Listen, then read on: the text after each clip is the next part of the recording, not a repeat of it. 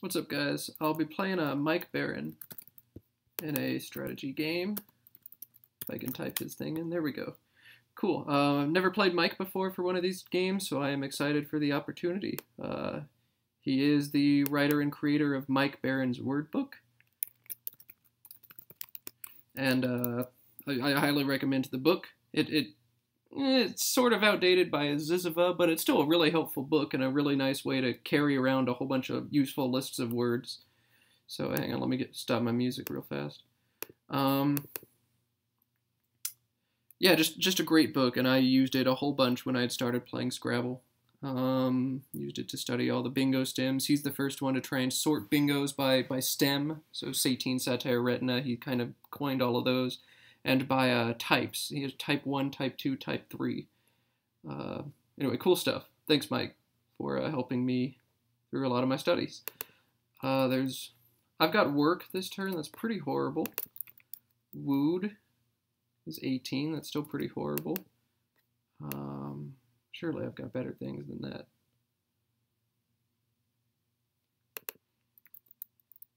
No is 17. Walk is 19. We're just going to take that back hook. And I really don't like how a lot of these plays are holding a lot of vowels. I would like to try and keep a more balanced sleeve here. So wooed, one of the advantages of that is it doesn't keep the vowels. But I feel like I've got to have something better here. I'll keep looking. Iroko's pretty nice. It's going to score very well and get rid of all of these vowels all at once. Not too thrilled about keeping that W, but I don't think there's going to be a good way for me to play off the W and several vowels, except in Wooed, or maybe a play like Woolly, but that just gives up such big counters for the opponent that I don't think I can make that. Looked is 22. Sets up a WI, but there's not going to be anything that goes through that U. Man, I kind of like Iroko. It's probably not the standard thing to do right here, but I'm going to go ahead and put it down and just try and play out of this bad rack as quickly as I can. An interesting pull for me there with the Q.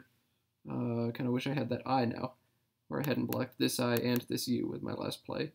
Oh well, it happened, and we'll move on. Generally, when you have the Q and you can't get rid of it, you want to play off a lot of tiles to increase your chances of drawing, like that AT or the I you need or a U that you need. If you just play off a couple, if I were to play something like Wed here, which seems close to standard, well, I've got 3 chances to draw something to get rid of the Q. So Weld would definitely be better, and it sets up my S. Or maybe even Weld Door, and just get rid of as much stuff as I possibly can with this play. But Mike is probably going to make a play over here, or maybe with an S, or maybe to this D. I don't know. I don't know where Mike is going to play, but we'll see what I can do in response to his offering. Front runner right now, if Mike were to exchange or something, would be to play Weld. There is Mike's play. Pandy, and I don't think he's going to give me any 5s that are worth playing.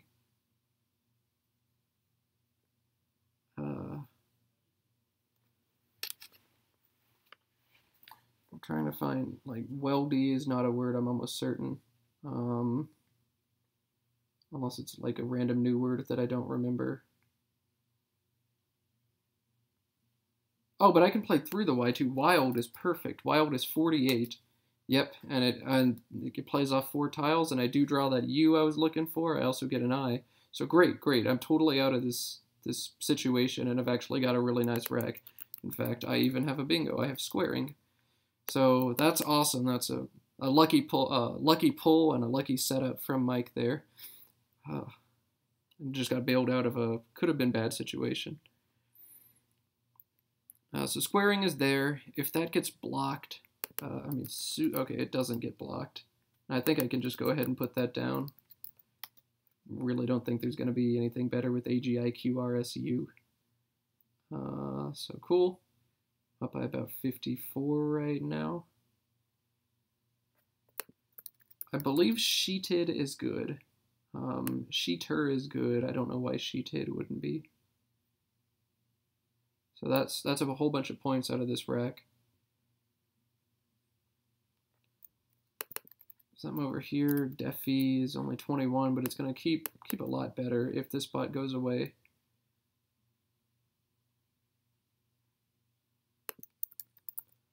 Hefted is an option. I think Hefted is good. So Sheeted is gone now. Mike has just blocked that. He sets up this delicious spot for me up here, but I don't think I'm going to be able to hit it with anything harder than feet. Yep, I think that's the best I've got. That's still 34 points, and I don't have the vowels to make a play all the way across here. I could just drop down F for 32, or I could play. That's what I was going to play. Feet. That's 34. So you have 2 more points keeping D E H, or give up a couple points and keep D E E H T. I'm pretty sure feet is going to be the option to put down here. I also just knock out a more dangerous spot. I mean, after I make this play, it's going to be tough for him to have any sort of devastating play there. But if I play here, beam or something like that could be a lot of points. So I'll play feet, knock out the dangerous spot, score a couple more, turn over more tiles. And draw into like D, G, V, H together. I mean, that's one of the things that happens when you play for turnover is you get some interesting combinations sometimes. So the aggressive play here would be to play Vang, score 16 points, but keep a very balanced leave. There's also Vug over here that accomplishes the same thing for fewer points. I could put down that H, but that's just kind of silly if I'm not holding in S, and I'm not. There's Genev, which is going to score quite a bit more than Vang, 10 more points. And it's only, 1 more tile. I get rid of the E, but getting rid of the E has certainly got to be worth 10 points here, especially with so many E's remaining. Genev looks like a front runner for right now, but there's probably still more stuff I haven't seen yet.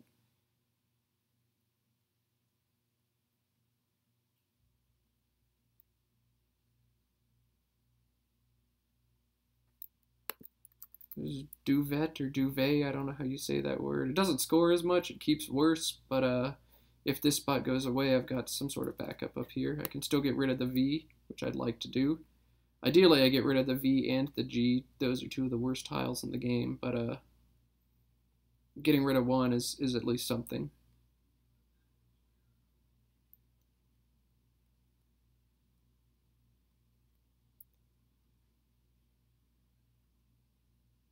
Looking for an E to play a new word I just learned, but I don't have one in the right spot. Hevea. Hevea is new.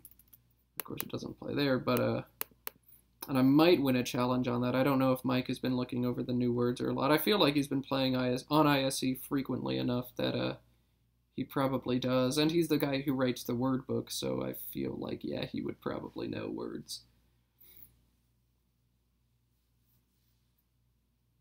But if I do get an E opened up for me, that's something I can think about doing. The DGT leave of Hevea would not be fun to deal with, but yeah, the challenge would make up for that, assuming I draw one. And I don't know what the chances of that are.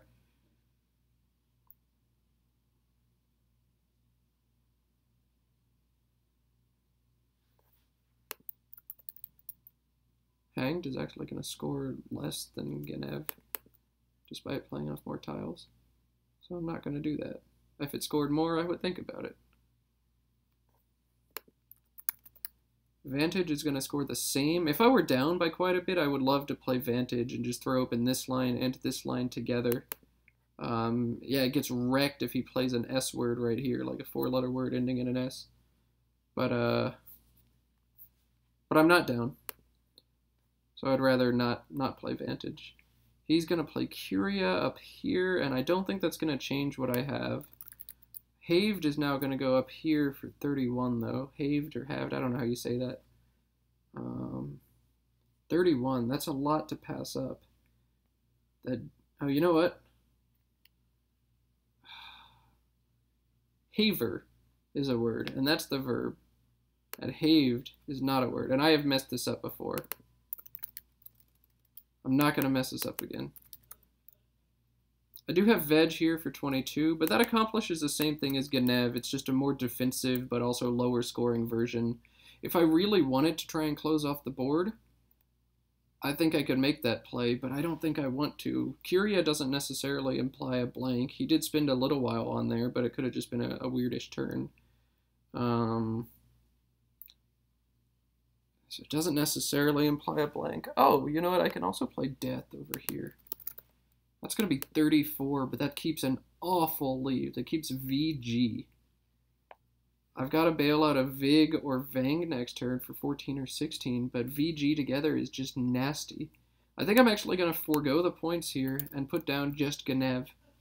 The E is pretty powerful to keep for Curie, but it's not the most important thing. I'm going to go ahead and play Genev, and we'll see where that takes me. It's going to take me good places. I'm going to draw a blank. That's nice. Initially, I see Anthodia. I'm sure I've got other bingos. And oh, Anthoid. 77. I'll keep looking. I'm sure I'll find more things. But I will be bingoing next turn almost for sure. I love pulling a blank and bingoing. I wonder how often you pull a blank and you bingo the same turn you pull it. And I wonder how that changes for players and how that indicates, you know, how well you play or how good you are at finding bingos or balancing your rack.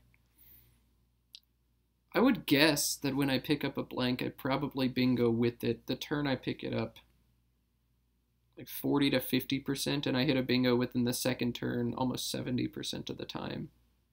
Maybe that's an overestimate, I'm not sure. Okay, so oboe comes down. I don't have any bingos with an S, so I'm not even going to worry about hitting that triple word. And now it's time for me to look for stuff. So, E, F, G, H, I, J, K, L, M, N. It is Anthoid. O, P, Q, R, S, T, U, V, W. I think Anthoid might be all I've got.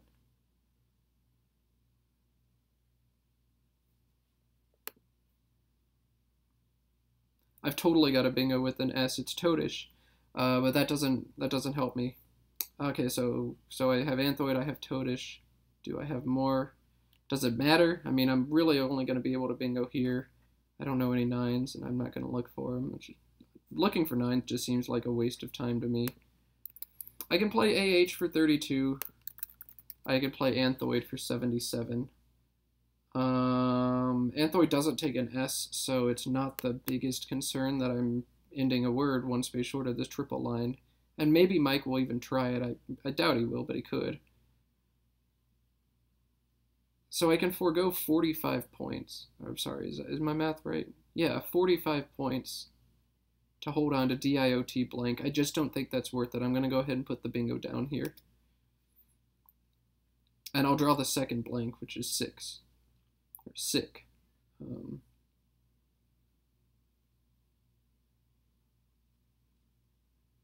Trying to find places to put that X. Axe is down here for 39. I'm trying to find, really, this play here would be awesome. There's Relax for 54, keeping UPV, but that leave is so bad and the points are just not really quite there. So I don't think that's a play I make. Hardly at all. It'd be nice if I could break up this PUV together, make a play like Love or Ulva, and just get rid of almost all of that all at once.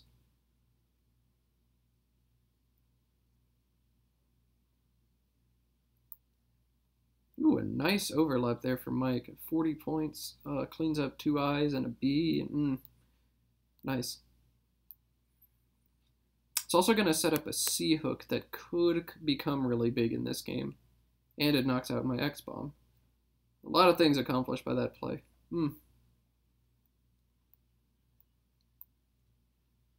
Makes my play a lot tougher.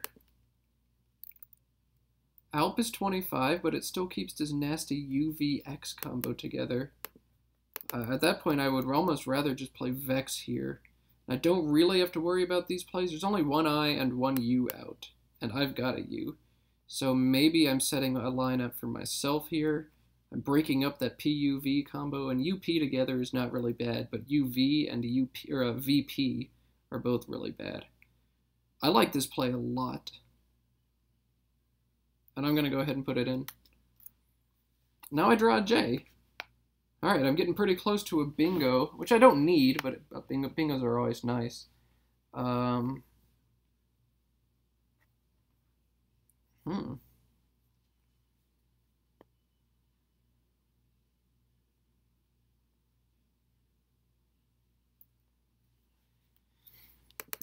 Japed over here will score about 30. But usually when you draw a J like this, you're like, oh sweet, I can score a bunch of points. And I'm just not seeing ways to score points with this J. Juba is really aggressive. I'm going to keep very, very well and try and bingo. But that's not necessarily the right thing to do in this situation. The only bingo lines are like this marginal one here. And I'm getting rid of the U, so it becomes almost an unusable line. This line here, but I'd have to end in a C, which I also don't have. And then this line through the R, which is going to be tough because I'll have to have the R as a second or third letter. And the bingo won't score all that much. I'm probably getting 62 or 63 if I bingo there. Maybe 65 if I put the P in the right spot. So fishing for a bingo just seems like kind of a weak thing to do. I'd rather just cash in the J for as much as I can. But that seems to be the issue, is cashing in the J. There's just not many spots and ways to do that. Another thing I want to be thinking about right now is there is only one A left in the entire game. So I like my A a lot more. The value of my A goes up. Because I really don't have to worry about doubling that up. Happens just a small percentage of the time.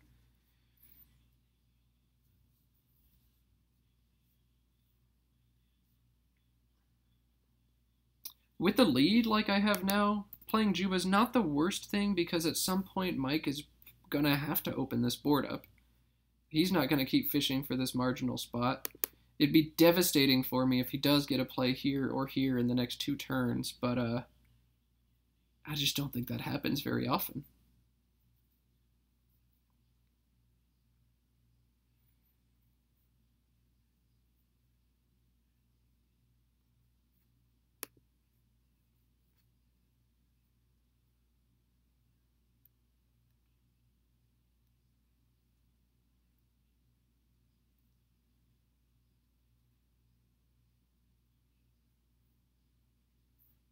I think a lot of it's going to come down to what Mike plays, what kind of read I get from him, what kind of lead I have after his play, and what kind of spots he opens up for me.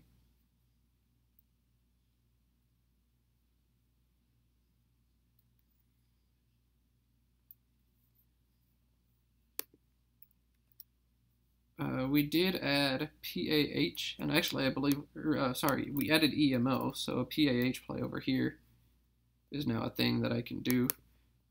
We also added LAH, I'm almost certain. I should know that. So I can score 31 there. That's a lot.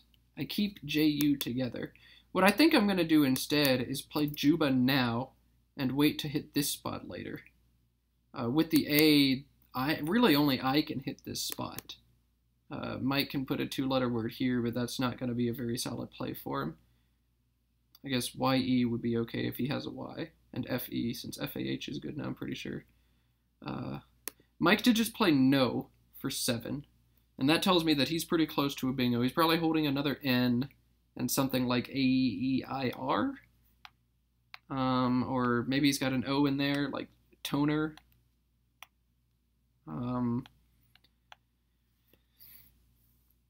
So the question is Mike just fishing on a closed board?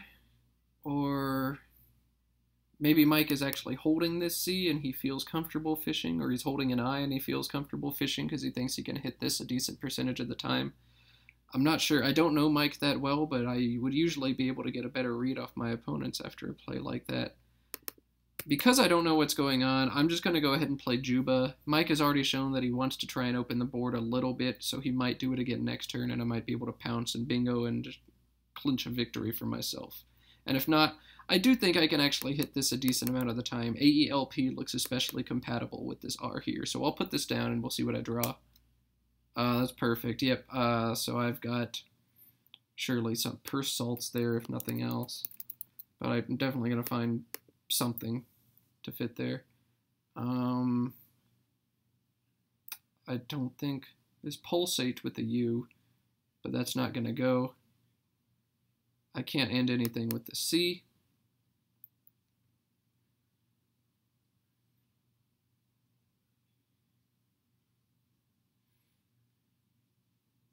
Oh, man.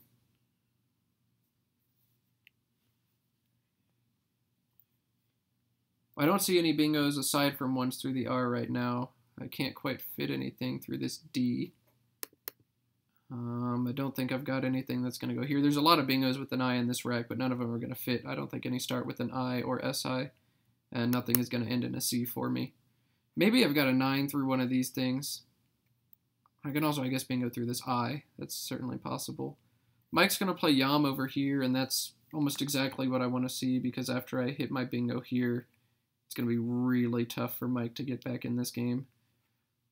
So the question I guess I need to ask now is, do I make some sort of play here through the I? And I don't know, I'm just going to type some stuff in. What kind of shape does that give the board? Well, he would have to have like a perfect fit through here, through whatever letter I put at the end. If I bingo through the R with purse salts, then Mike still has the capability of bingoing down with iambic. A 7 will fit there, and it'll score a lot. So that's not something I want to leave open. I think I'm going to take this spot right here. The question now becomes, what do I hit that spot with?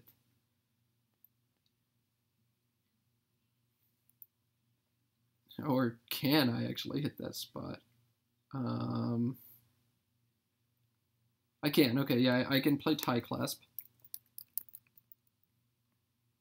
And that P is pretty nice to put there, because it's going to be really tough. Putting a P in the third spot, that just doesn't seem all that likely compared to some of the other tiles like the R or the S or the E that I could be putting there. In fact, I think that might be the best case scenario for tile I put there. Yeah, it scores more if Mike is able to hit that bingo, but his chances go down to so much that I think I'm okay with it.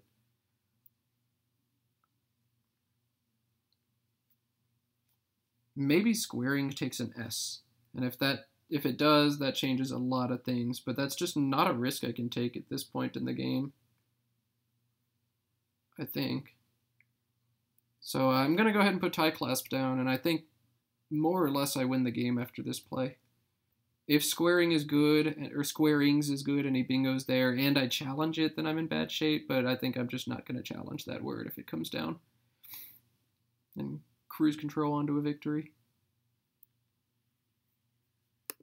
Sick. I can play EU for 37. I love this new dictionary. It's fun.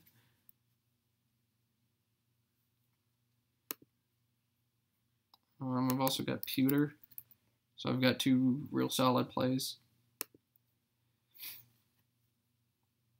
And yeah, I've got ways to score enough points that I'm almost certainly going to win, I think.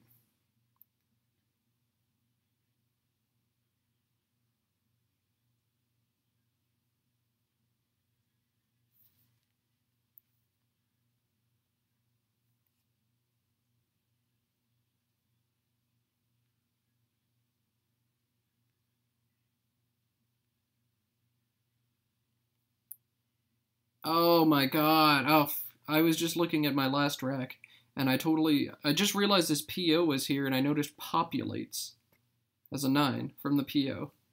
I actually think in the context of the game, maybe that wasn't the right thing to do, because if I play populates, I score a little bit more, but Mike could hit me with 100 right here. Instead, Mike has to make a play like this to try and open the board and score. Man, that would have been beautiful. Mike is obviously very close to a bingo after he makes a play like RE, but if I make a play like pewter, I'll leave one in the bag, and even if Mike does hit his bingo, he'll lose the game. Whereas if I try and do something cute and I give up a bunch of points and play Whelked, and he happens to have exactly what he needs, maybe I could lose. There's no D's left for the front hook Dwelked, and Swelked is not a word. But if Mike does hit this, I don't think it's a big enough concern. I think I'm just going to play well to try and make his life difficult, and we'll see what he's able to do. And I'll actually draw a great rack. Furains is the bingo here. And I believe, unsafer is good. It's a new word. So Furains unsafer. But I don't even think there's a way Mike could open up a line now at this point for me to hit, unless he plays like OR right here. I don't think I have a bingo from the PO this time. I looked. It's a mistake I made last time. Yeah, I'll just play something. I don't think I've got a play over here. No, I'm not seeing one.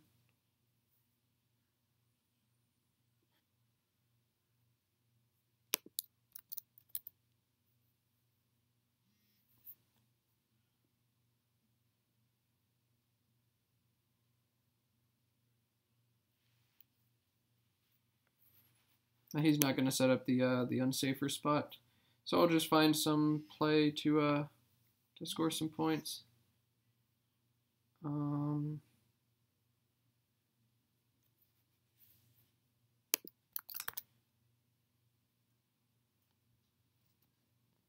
Surely I can reach.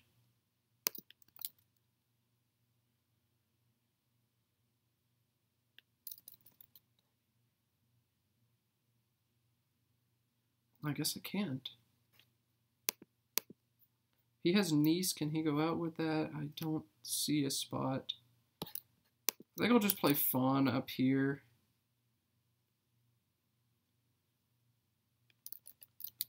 I think I'll play, yeah, I'll hold ARE and hold that for an outplay over here. That's what I'll do. I'll play Funds. And ARE is going to go out somewhere else if he blocks that spot. Yeah, EAR is going to go up here. Yep. Yeah. That looks solid. That looks like a decent endgame sequence to me.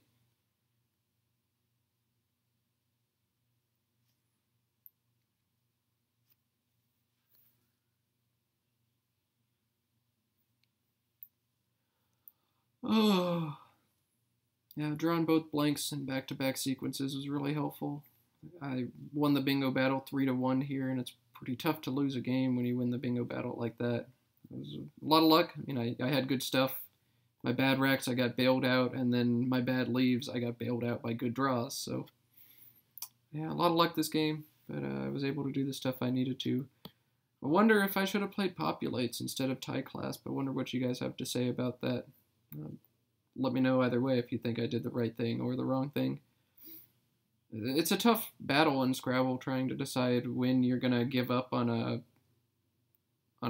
like trying to maximize your win percentage when you think you're close enough to 100% that you're just going to continue making the highest scoring equity type play. That's what Populates would be. It's the highest scoring play, but like maybe I'm giving up some win percentage if Mike is able to wreck me with a really strong play there. I don't know. And different people approach that like philosophically different, and I think that's why you have some people who routinely have higher spreads than other people.